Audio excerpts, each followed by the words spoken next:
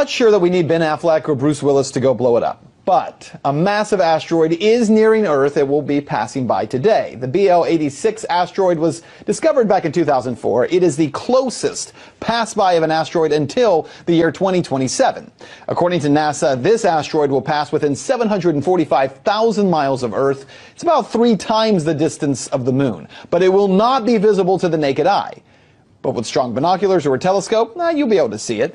The best time to look for it will be between 8 p.m. and 1 a.m. Eastern, provided that it's not overcast as it is right now in D.C. Earlier, I spoke with Dr. Jay Malosh, professor of planetary science at Purdue University, and asked him what sort of impact an asteroid the size of 5 football fields would have if it hit Earth. Well, let's say it would not be a good day in Washington if it were to strike the city.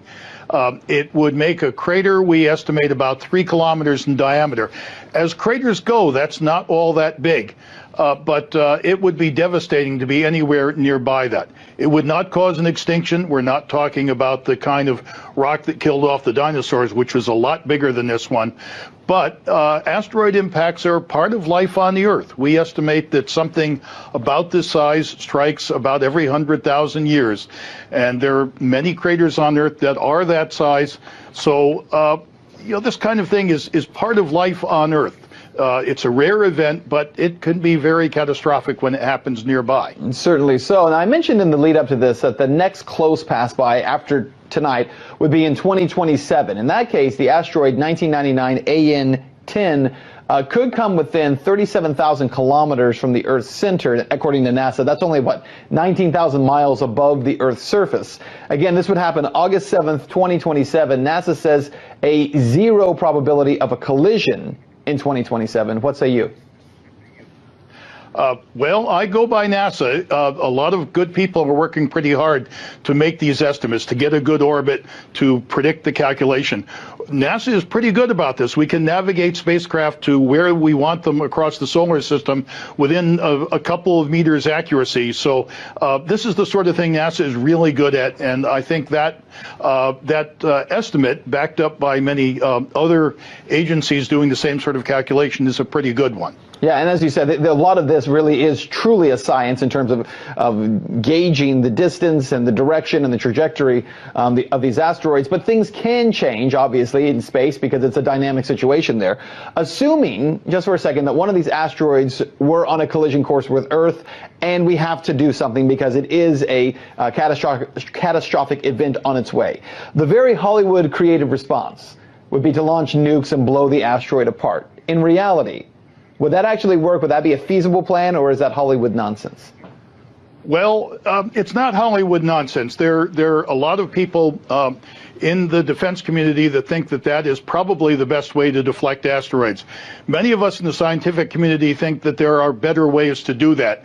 But a lot of it boils down to how long in advance do we know that they're going to make an impact on the Earth, and how far are they away?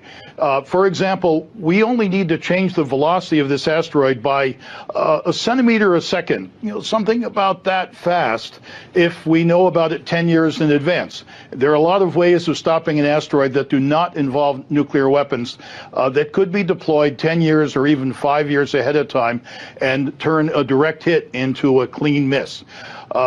If we found something that we're coming in, at the last minute with only a few days warning, probably nuclear weapons would be launched. But it's not a preferred strategy by most of the world outside the defense community. We talked a minute ago about unintended consequences. Are we looking at the same type of situation there where you might have, now? Well, that would be one of the consequences. That's right. A detonation just before impact would allow a lot of the debris to hit the Earth. One thing we don't even know is it better to have a concentrated hit in one spot by a concentrated object, or is it better to bust it up in a lot of fragments and then have the fragments fall over a larger area? I don't know the answer to that, and it hasn't really been studied yet, but it's something that needs to be looked at. If you were just one area and you knew exactly where it was going to be, good old-fashioned civil defense could be pretty effective at clearing the area and turn a disastrous hit into a media event where we'd all watch it at a safe distance. Well, certainly we hope that it all remains theory and never has to be put into practice. Dr. Jay Maloche, professor of planetary science at Purdue University, thanks so much for your insight.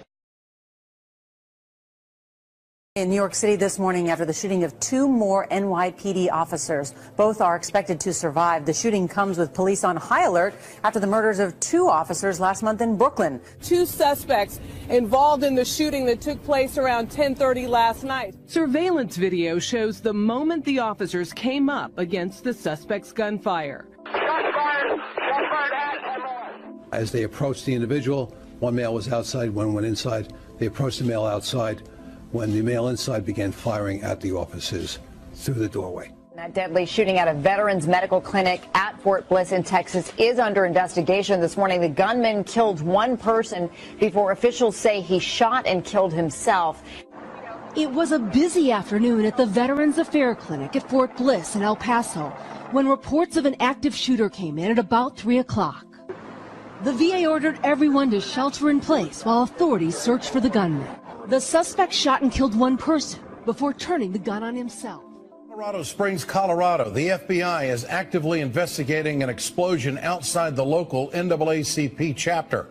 Bomb squad members combed the scene after an explosive device detonated against the building.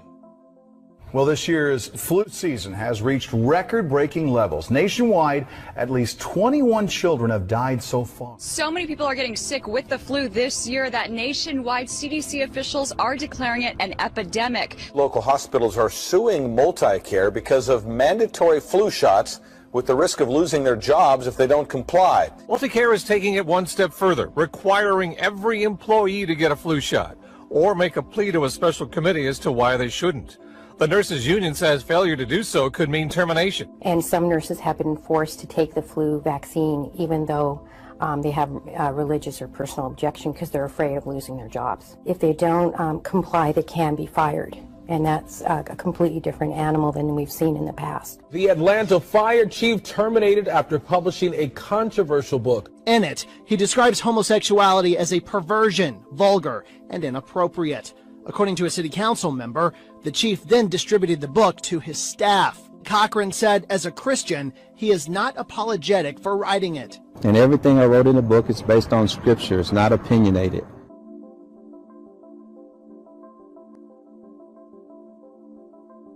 Newsweek magazine's latest issue is it's a piece bashing the Bible. You can see the cover there. The cover declaring the Bible so misunderstood, it's a sin.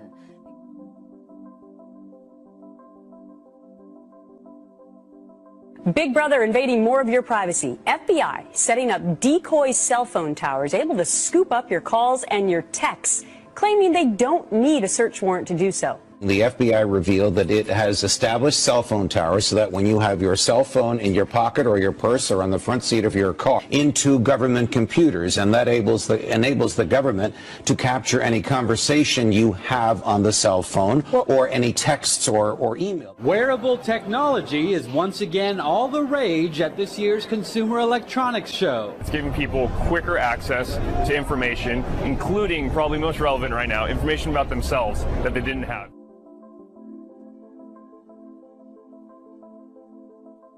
The biggest concerns for everyone who uses technology right now is hacking. Some people say the key to staying secure may actually be getting rid of passwords and PIN codes. We are working with all the major banks in the United States and overseas and many other companies to replace usernames and passwords. Now that transition, once that happens, you won't have to enter a username and a password and merge it to your biometrics. Just like you see mobile payments are changing little by little, starting to use your fingerprint, this is a step in moving away from passwords. You've seen a lot of options. Fingerprint technology, Hector's app, OneU. We have these cards that have RFID chips in them, like you mentioned, constantly broadcasting. In 2015, all cards are going to this, but not just credit cards, debit cards, driver's licenses, student IDs. 2014 is going down in history as the year with the highest level of persecution of Christians in modern times. Hey, John, well, it is a very dangerous time to be a Christian. torture, beheadings, destruction of property, all increasing. And that's according to the Christian watchdog group Open Doors USA, which released its annual World Watch List today. Although North Korea and its brutal imprisonment of Christians tops the list of 50 countries hostile to the faith, Islamic extremism remains the #1 threat. The world is reacting tonight to a terrorist attack in one of the great world capitals that prompted an urgent manhunt and a frantic effort to identify 3 men. Today in Paris, in broad daylight, masked men entered the editorial offices of a satirical magazine. Their target in the heart of Paris was the satirical magazine Charlie Hebdo. Minutes later, more killing as police officers confront the gunman. One attacker walks to a wounded officer and shoots him point blank. France is on its highest terror alert. More than 80,000 security forces have fanned out across the country. Officers blocked roads and searched houses in the Picardy region north of Paris. As darkness fell tonight, the hunt continued. Police are going through towns and villages across this entire area. They're on foot, they're going door to door looking for any possible hiding places. France is reeling from bloody twin sieges in Paris and near the capital, which left 4 hostages dead and 4 others critically injured. Helicopters flew overhead while snipers took positions on nearby rooftops. It was a heart-stopping finale. An entire nation on edge, much of the world watching. 2 hostage standoffs and raids unfolding, just minutes but miles apart. Here's the point. There's been a very serious push from the left saying, let's not over-militarize our cops. That should put an end to that discussion right now. We should over-militarize. We should continue to do that. One last thought. I'm sorry. No, after 9/11, I was in the building at 9/11. Right after 9/11, there was the New York City cops. What they did was they did these shows of force. Heavily armed cops would walk around buildings. They'd show up anywhere. 12 cop cars would line up. They'd get out with the full body gear, with the machine guns, ready just to show the bad guys they're there. That's kind of gone away. Maybe it's time to bring it back. It's not intimidating. No, I don't want to. It's not a police state. Okay, but let me. We begin in France with a massive national day of unity. All those world leaders led by the president of France, by his longtime political rival as well. You see Angela Merkel, the German chancellor there. Others, we saw Benjamin Netanyahu, David Cameron, Mahmoud Abbas, all gathered in one place, all going to... Moment, Steve. We're hearing more than 1 million people. Dozens of world leaders expected here today, including the German chancellor, prime ministers of Italy, Turkey, Israel, Jordan's king and queen, Spain is here. Well, one thing we learned early on about Pope Francis, meanwhile, is the new boss is definitely not the same as the old boss. Next year, the pontiff's focus will be on change, not his own, but climate change. A new blast of Arctic air has temperatures plummeting across a big portion of the country. It is 30 below zero in Riverton, Wyoming, and a snowstorm in the southwest dusting Las Vegas and blanketing parts of California. The snow fell so fast in Southern California, more than 200 motorists became stranded on winding mountain roads overnight. By morning, the storm had dumped more than 6 inches of snow in low-lying valleys, breaking a snowfall record set in the 1800s. Never see this in my life, so it's a lot of snow. Mentioned Catalina, that's where a fierce windstorm turned deadly. The high winds and choppy water slammed boats ashore in Avalon Harbor. One witness described it as like a witch's cauldron, with the wind whipping up from all directions. Another, a man who's lived in the island for 45 years, says he's never seen anything like it. Boats ripped from their moorings. A massive bushfire in South Australia has destroyed homes and is putting people's lives in danger. The fire is out of control on several fronts and threatening the outskirts of Adelaide. With conditions described as the worst since 1983, there are fears that further wind changes could accelerate the fire. Smoke from the affected area northeast of the city can be seen from far away. Here in the United States, though, a massive Arctic front is plunging much of this country into a deep freeze today. Temperatures are below zero in several northern states. Ice over roads Tuesday, causing hundreds of accidents. An invasion of Arctic air could send temperatures plummeting to 25 degrees below in parts of the Midwest. In Iowa, the deep freeze may have played a role in this water main break, crumbling this road and opening an 8-foot crater. Fierce waves crashing off Muskegon Harbor left the 48-foot-high lighthouse covered in ice. Look at that. A blanketing, ferocious band of snow, lake effect snow in Michigan, so powerful it reduced visibility to zero and led to a deadly pileup of well over 100 vehicles on the interstate I-94. A stretch of Michigan interstate looked and sounded more like a combat zone. A winter whiteout, causing a massive pileup, shutting down a section of the I-94 in both directions, killing 1, injuring 22. Police say 123 vehicles, 65 of them semi-trucks, slammed into one another. Some burst into flames. Another fatality and injuries reported in this 50-car pileup just outside Ann Arbor. To New Zealand now, where the South Island was rocked this morning by a series of strong earthquakes. The most severe tremor measured 6.4 in magnitude, the second biggest since the devastating 2011 quake. Reported on those earthquakes in Texas, felt in and around Dallas. Well, tonight, word of yet another one. Now, 11 earthquakes in just the last 24 hours. And, of course, the new concern over what's causing this. Yep, we're having an earthquake. You think California, Japan, maybe Mexico, but Texas? Did we just have an earthquake? Yes, ma'am, I believe we did. In the last 24 hours, nearly a dozen small quakes clustered near the town of Irving, leaving Texas-sized cracks. This video footage captured in Israel shows a woman struggling to walk down a street in a central Israeli city. This storm caused power outages that left tens of thousands cut off from electricity and heating.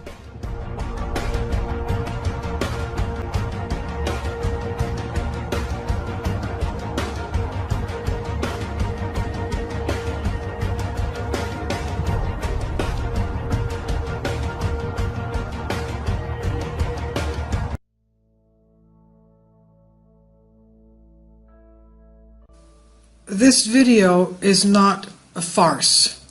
It's not a hoax. But the United Nations has decided it's going to create a new nation. Scientists are to launch a new nation in space to make travel easier and to protect Earth from asteroid impacts. Now, we assume that in order to protect Earth from asteroid impacts, this new nation that will be placed above Earth in spaceships is going to have some very mighty, huge, disastrous, nasty weapons to use in order to smash up or deflect these asteroids inbound to impact with Earth. This is an article on the Express UK. It's not a farce. This is reality. This is the latest United Nations projects being put into effect.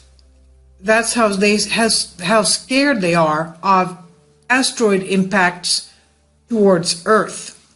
And let's remember that in about 150 years, we have a probable potential extinction level event coming towards Earth. That's why they're hurrying to make sure they land on something and find some way to destroy it. Now, a group of scientists have announced, this is what they're planning, to create a nation in space.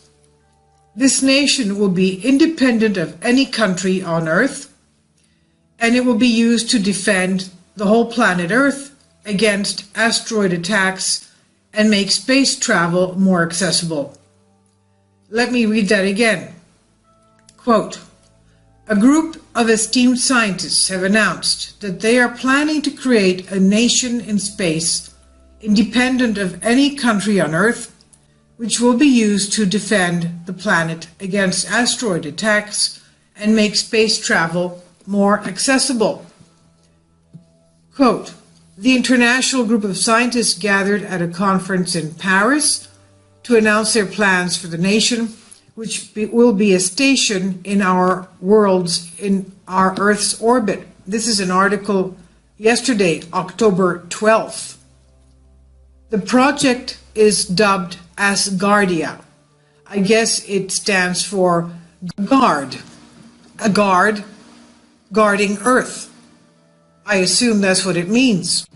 So this will be the new created nation, independent of all other nations on Earth, and it will be called Asgardia. The project dubbed Asgardia, and the first satellite is set to launch next year in 2017. And it will compromise the nation itself. So the nation will be in this satellite called, the nation called Asgardia, one word, creating its own legal framework, its own flag, and any other symbols of nationhood, with a project being developed from there, according to a statement from the team behind Asgardia. The Russian scientist and chairman of UNESCO Science of Space Committee is the team leader, Dr. Igor Ashurbelyi, and he says, quote, "The project's concept comprises three parts: philosophical, legal, and scientific technological. Asgardia is a fully fledged and independent nation and a future member of the United Nations, with all the attributes this status entails." So it will be a full member of the United Nations. This is unbelievable, you know, but this is taking place. Quote, "The essence of Asgardia is peace in space and the prevention of Earth's conflicts being transferred into space. Asgardia is also unique from a philosophical aspect to serve entire humanity and each and every one, regardless of his or her personal welfare and the prosperity of the country where they happen to be born. The scientific and technological component of the project can be explained in just three words: peace, access, and protection. This scientific and technological envelope of Asgardia is a space arena for the scientific creativity of its citizens and companies in developing a broad range of future space technologies, products, and services for humanity on Earth and humanity in space," end quote. So they will be forever in space. My question is, what happens to their bodies when they start losing their bone structure, their muscle tone, their blood circulation, and start aging faster? I mean, there's going to be a lot of problems with their bodies up there. So going on with this article, one of the aims of this Asgardia project is to, quote, "create opportunities for broader access to space, enabling non-traditional space nations to realize their scientific aspirations is exciting," end quote. This is what Professor David Alexander, the director of the Rice Space Institute at Rice University, says. And this project will also be used to protect humanity, as we said, against the threat of deadly asteroids and other, quote, unquote, cosmic hazards, such as, you're not going to believe this, such as rogue satellites. What does that mean? Cosmic hazards such as rogue satellites? Where did they get the idea of rogue satellites? Maybe it was this? 1954 news article, artificial satellites circling the Earth. 2 artificial satellites circling the Earth. The Black Knight satellite, said to be circumnavigating the Earth from pole to pole, unlike our made satellites. And this is the Black Knight satellite, the UFO, said to be 13,000 years old. Had recent ISS, International Space Station, images of the Black Knight following it with lights flashing. So it's really frightening. I mean, what is it doing there? What exactly is going on? So this new nation of Asgardia will be used to protect humanity from deadly asteroids and cosmic hazards such as rogue satellites. Could this be one of them? The Black Knight. Dr. Joseph N. Pelton, who was former dean International Space University in France, said, quote, "The Asgardia project, among other things, may help prepare better answers to the future governance of outer space." Governance of outer space, a topic of major concern to the United Nations. The exciting aspect of this initiative, he says, is its three-phase approach to providing broader access to space, promoting peace in outer space, and addressing cosmic hazards and planetary defense, end quote. Now, if anybody wants to join this new nation of Asgardia, they say that although only the first 100,000 citizens signing up will be accepted as citizens, anyone can sign up to be part of Asgardia on the company's website. This is not a farce, people. This is real. This is the world that we're living in today. It's really happening very quickly. Something strange is happening with asteroids.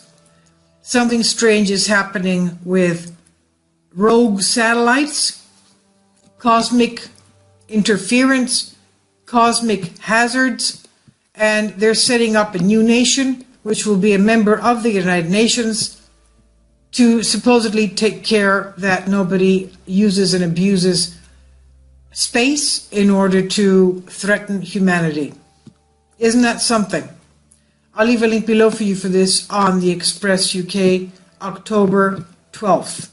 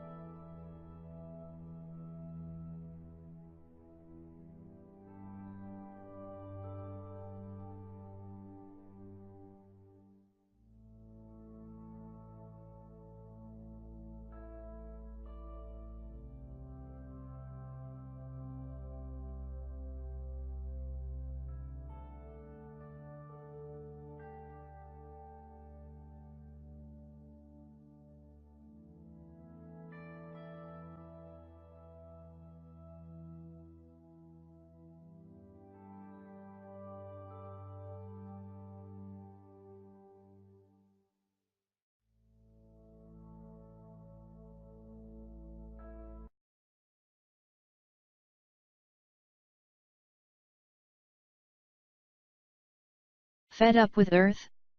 Why not join Asgardia, the first outer space nation? It's called Asgardia, and its creators say it will be the prototype of a free and unrestricted society which holds knowledge, intelligence, and science at its core, along with the recognition of the ultimate value of each human life.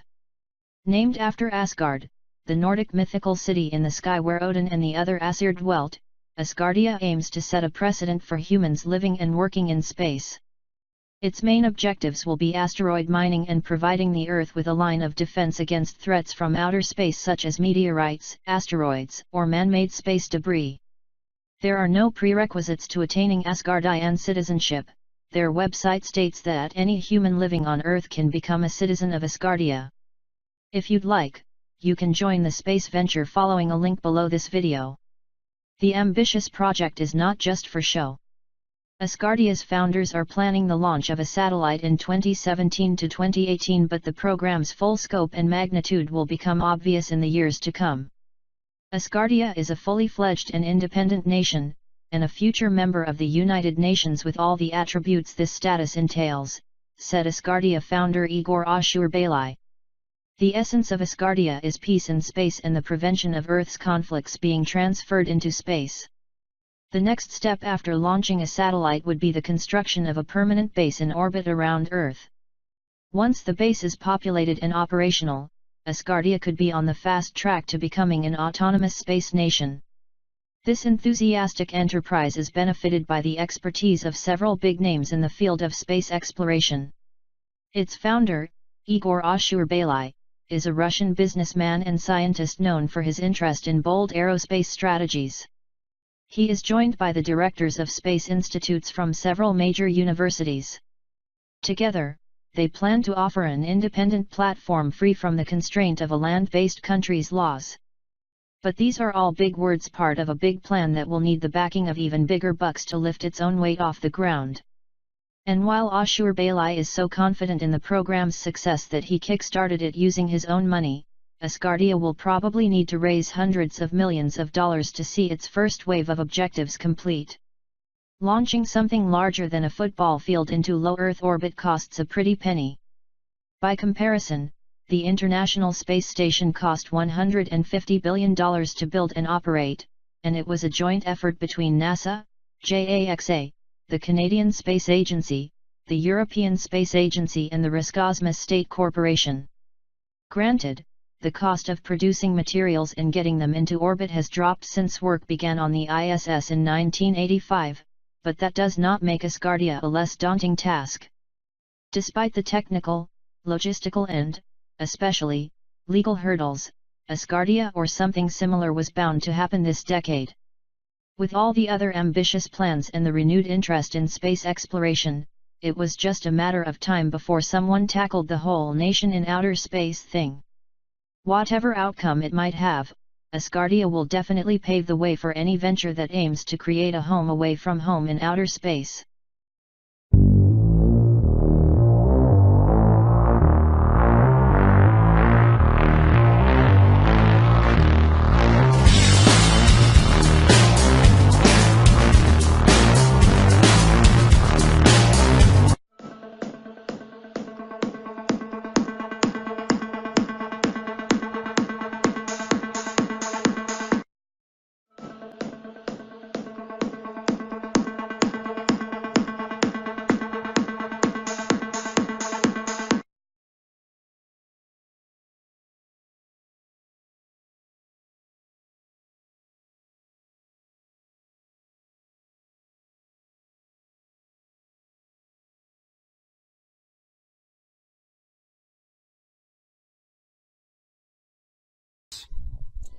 In our last video, we discussed how the Earth is experiencing an enormous increase in volcanic eruptions in just the past few months. And we also said that the numbers of earthquakes registering 6 or above on the scale has also risen dramatically at the same time. We also mentioned that those individuals living along the West Coast, and specifically in the region of the Pacific Northwest, should be preparing for a mega quake, followed by a massive tsunami of catastrophic proportions, as well as the probability of violent volcanic eruptions in their neighborhood. Now, we mentioned these scenarios not because we think it is going to happen or we believe it is going to happen, but because we are being warned by both seismologists and volcanologists that it is going to happen, just as it did occur 315 years ago in the year 1700. Now, it may be easy to dismiss this as just a coincidence in the timing of events, except for the realization that the events we are seeing unfold in this region, and for that matter across the globe, are getting progressively worse. And we have presented the scientific charts to you in our previous videos that argue this point, that the Earth is getting extremely unstable. Of course, it is just as easy to imagine a host of reasons why this is happening. We can say it's a natural occurrence.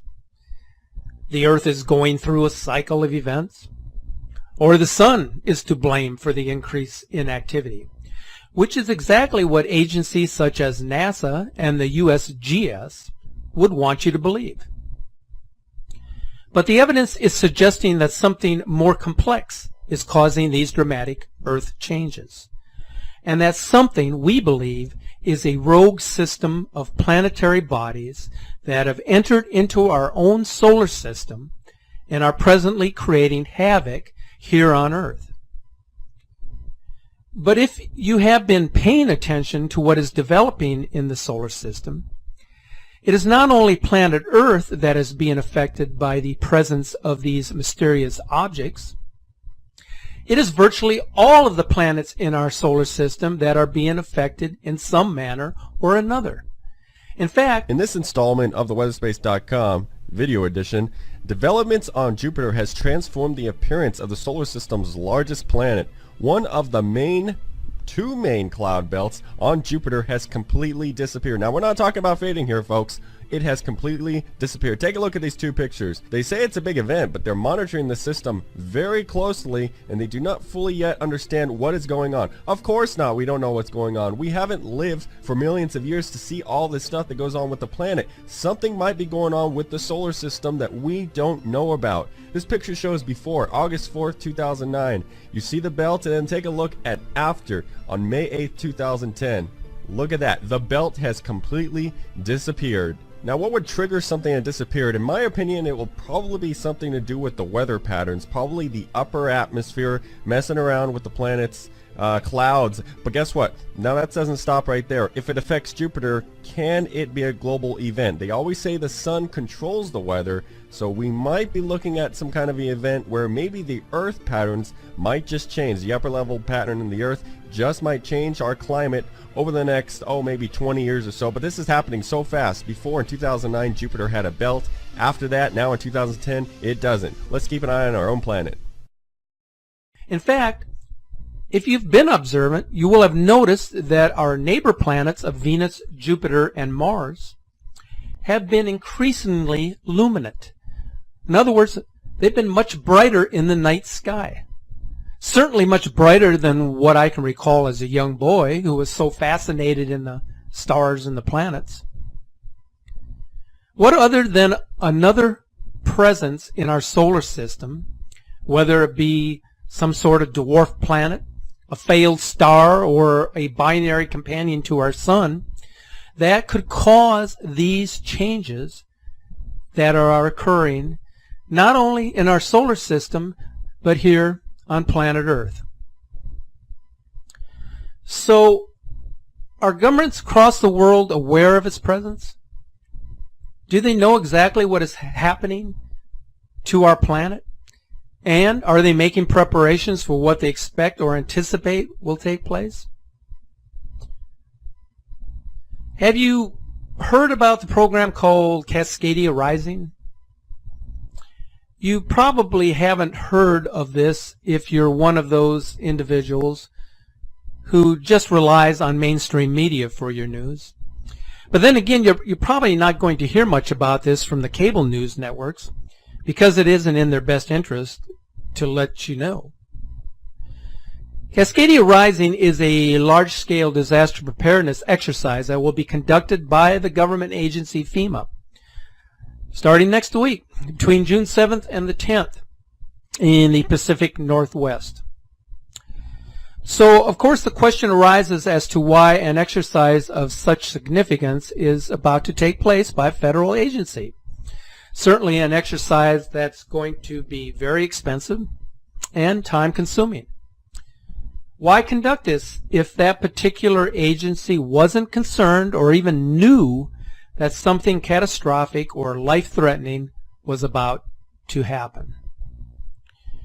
Now, we are being told, according to the report, that this preparedness exercise will be conducted in such a way as to simulate a 9.0 magnitude quake along the Cascadia subduction zone, which quake would be followed by a tsunami that would create waves more than 50 feet in height.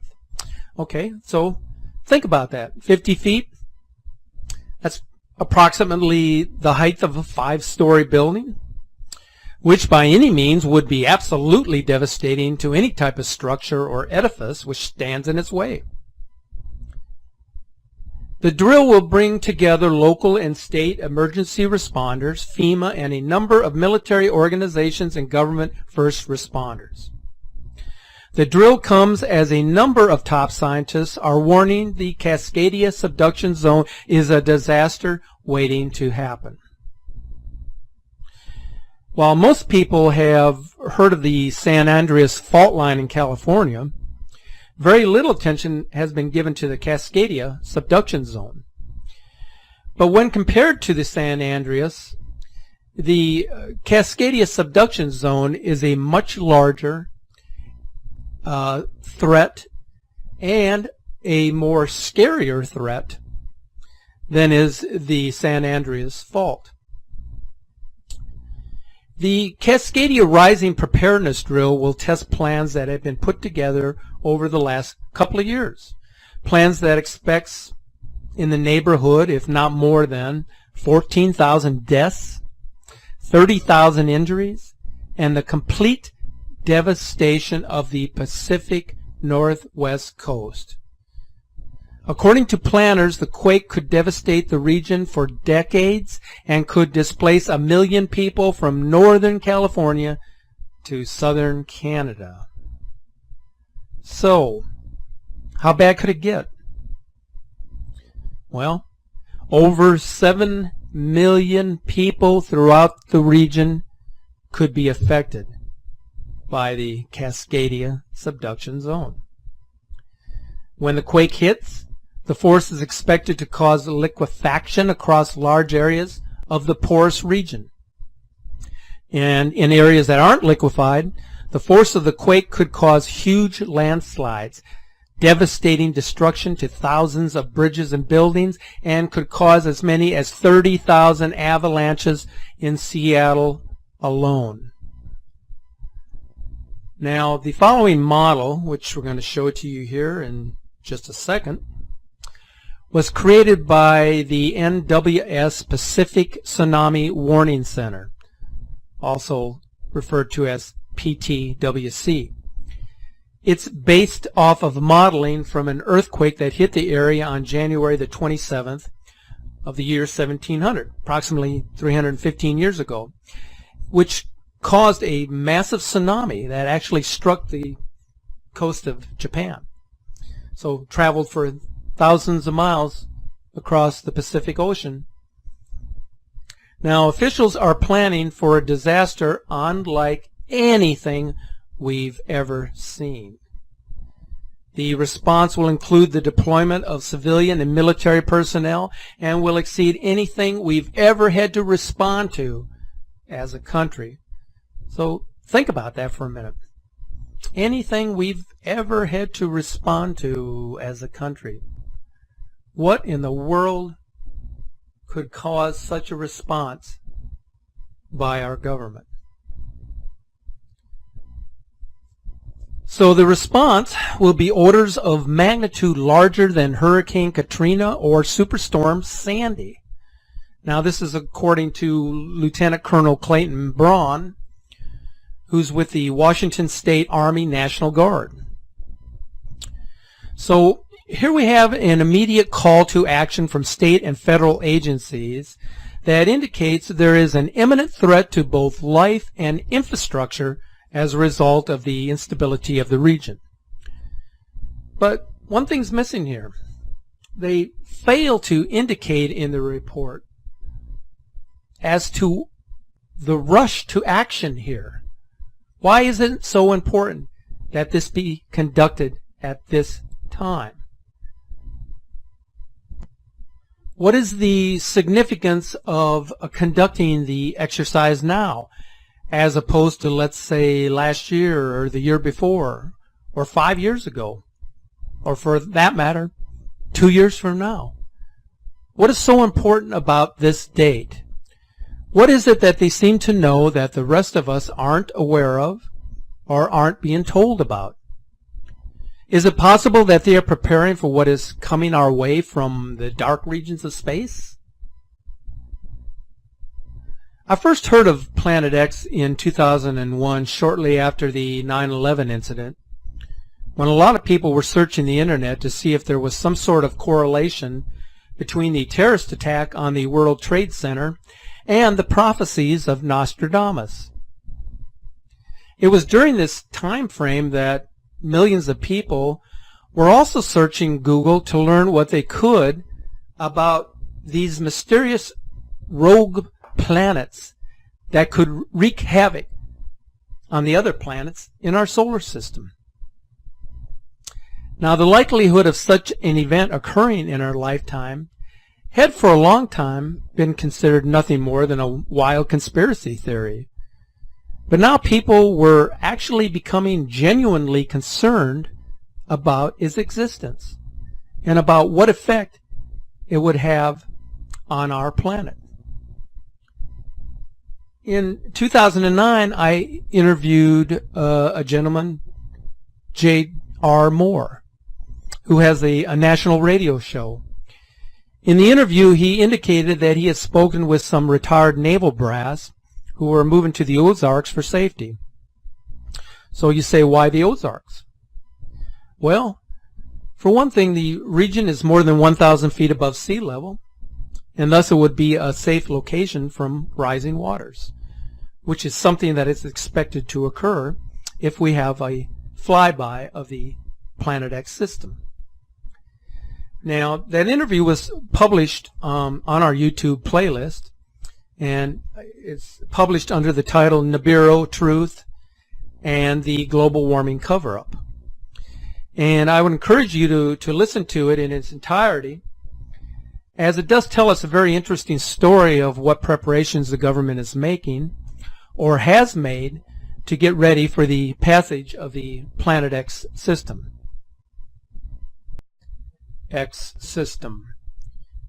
Now, Russia believes that this system exists, and they are presently building shelters in Moscow and throughout the country in preparation for its flyby. In the United States, preparations have been underway for many years in anticipation of the passage of the Planet X system. One of these massive underground facilities is believed to be located beneath the Denver International Airport, but it is off limits to both the public and the media as a top secret facility. There has also been considerable controversy revolving around the deaths or the mysterious disappearances of individuals in the scientific community who have become whistleblowers with regard to Planet X or a dwarf star in our solar system. Some of you may already know the story behind Dr. Robert Harrington, the chief astronomer of the U.S. Naval Observatory, who died before he could publicize the fact that Planet X is approaching our solar system.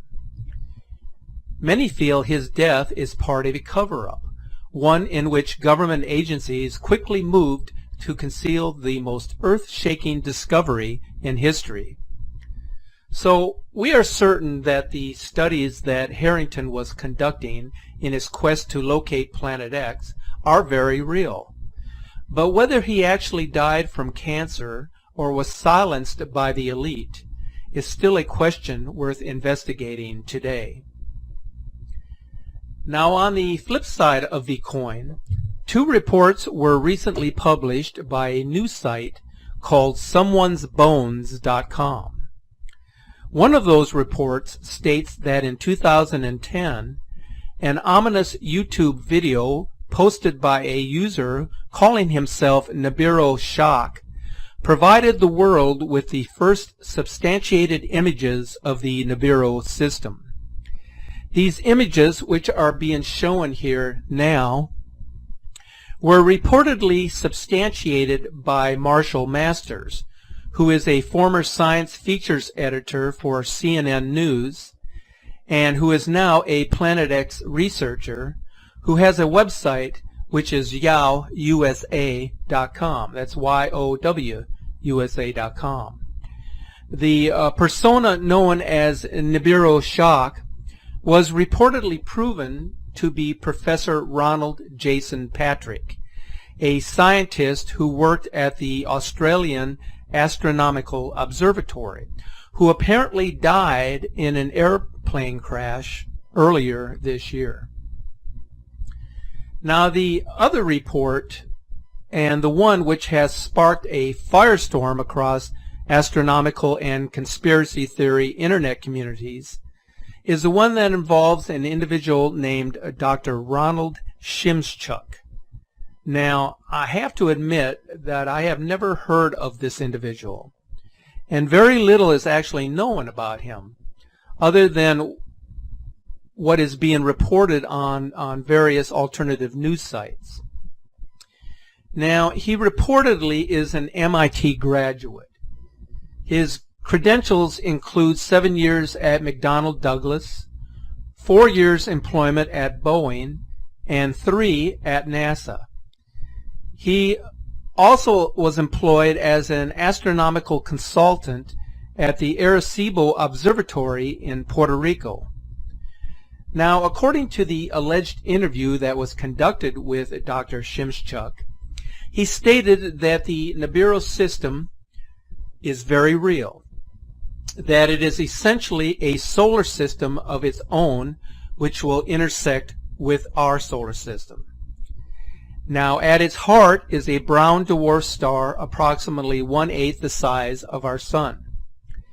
The brown dwarf is orbited by 7 planets or moons, some smaller than our moon and some larger than Earth.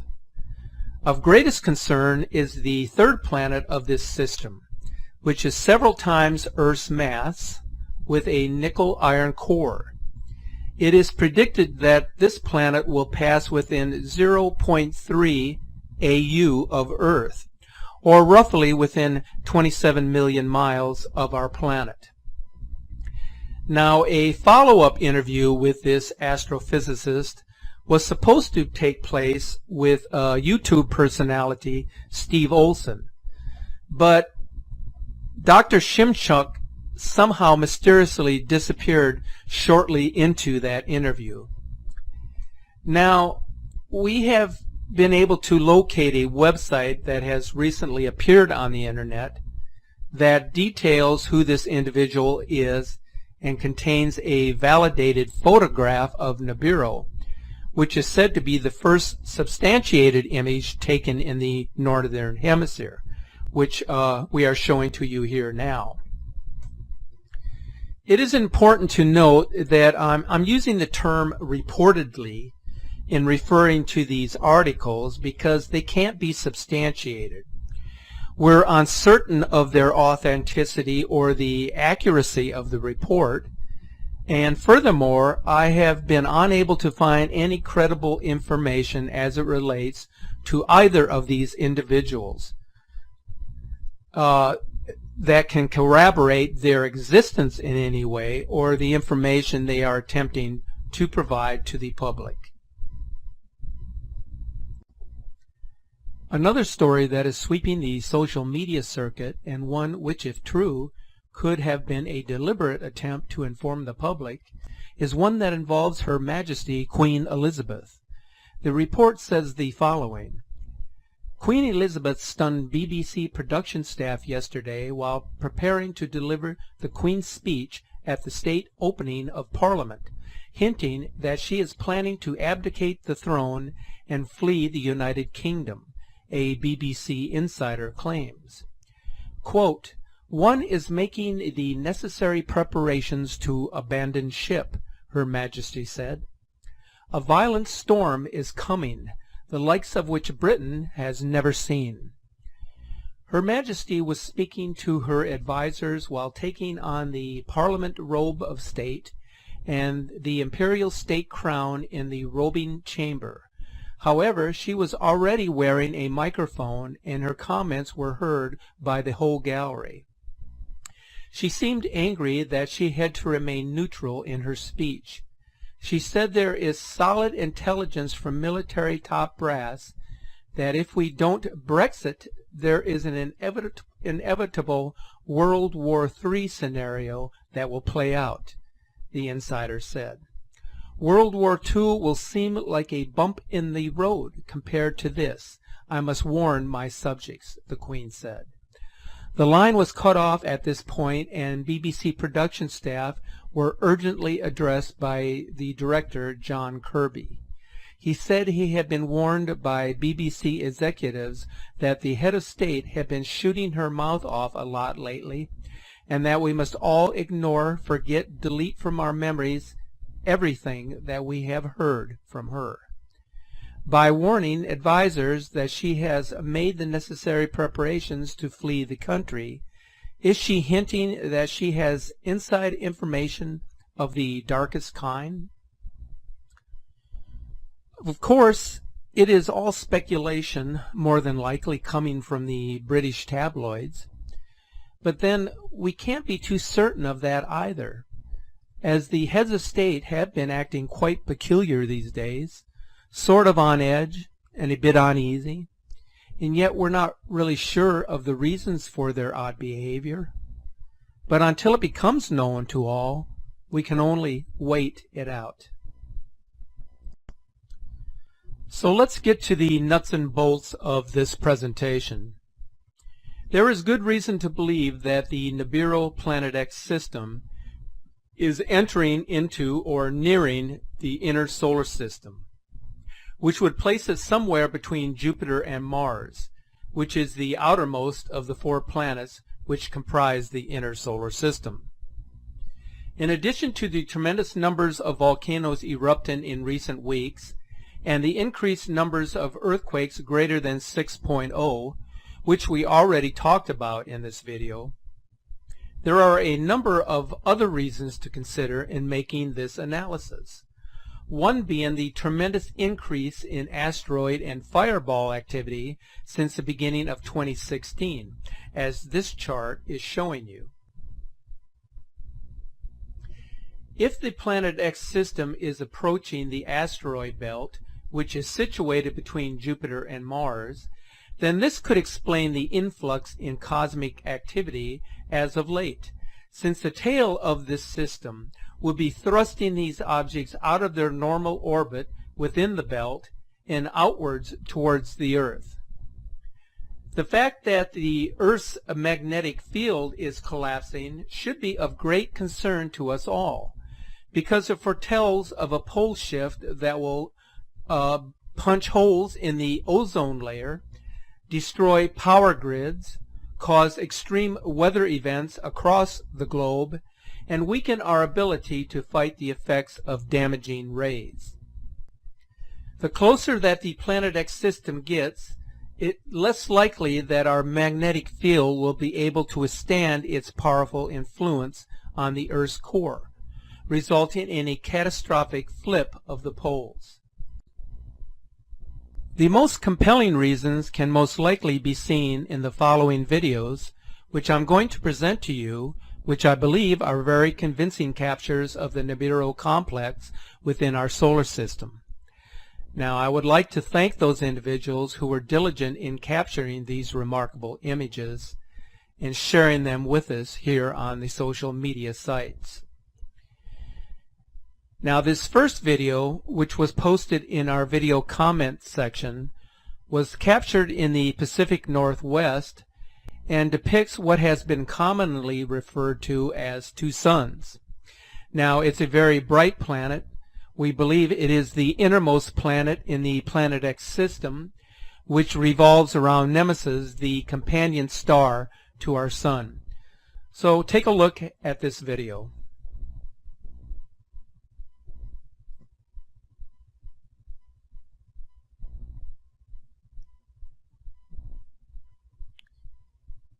Now, in observing this video, you will see that this planet Helion moves with the sun in a natural manner behind the clouds and is an object that generates its own light, thus ruling out any form of lens flare or atmospheric anomaly.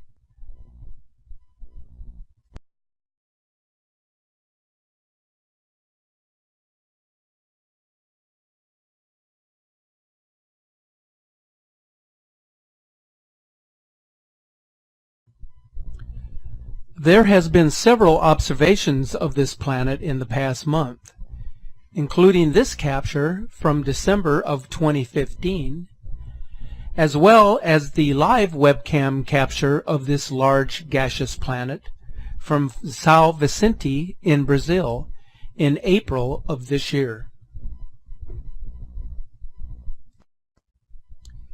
The next video is one that I consider to be one of the most definitive captures of the Planet X system, as this panorama view taken in Alaska will show.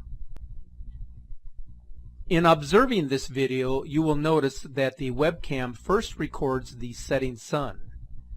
at which time another very bright object, possibly a binary dwarf star or companion to our Sun, appears and also proceeds to set over the horizon, followed by a trail of smaller planetary objects in succession. A tail that has often been referred to as the string of pearls, which are now appearing in Skycam videos around the world. This is by all means an incredible capture and defies explanation. Now, when I say that the video defies explanation, it means that it would be very difficult for debunkers to claim that the objects of interest are just lens flare or sky anomalies or some sort of refraction or reflection coming from the web camera itself. As you can see from the video, our Sun has already set below the horizon when the objects of interest begin entering into the picture as a separate light source, one after another in succession.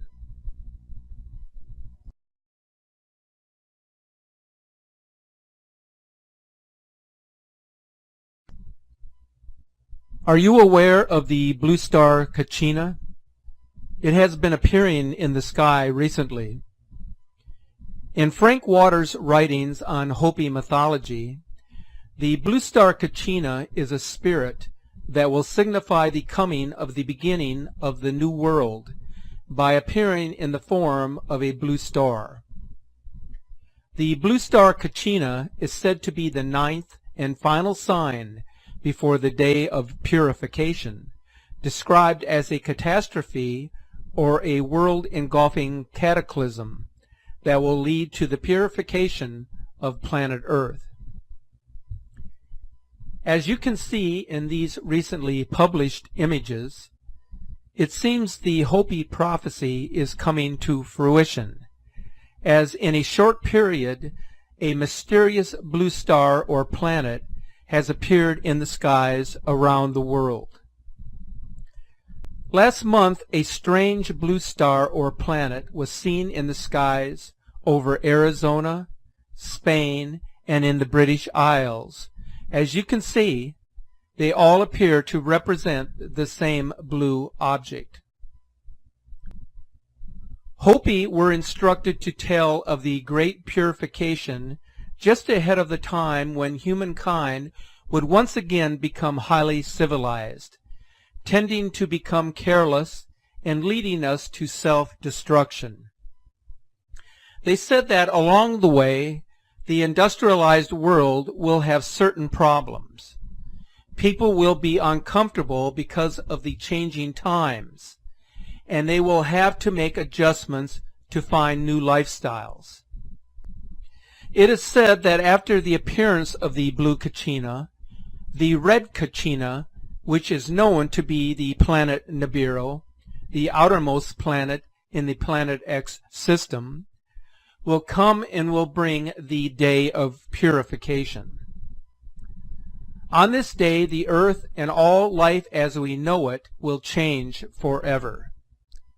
It may be that the Hopi Indians were correct in their prophetic teachings about the purification of this world. Now, the last video we're going to present here was provided to Skywatch Media News in early March of this year by one of our Facebook followers. As you can see, there is a very clear capture of what appears to be the blue Caecina to the far right of the Sun. Now, this video is very similar to the images that we just presented to you in this video.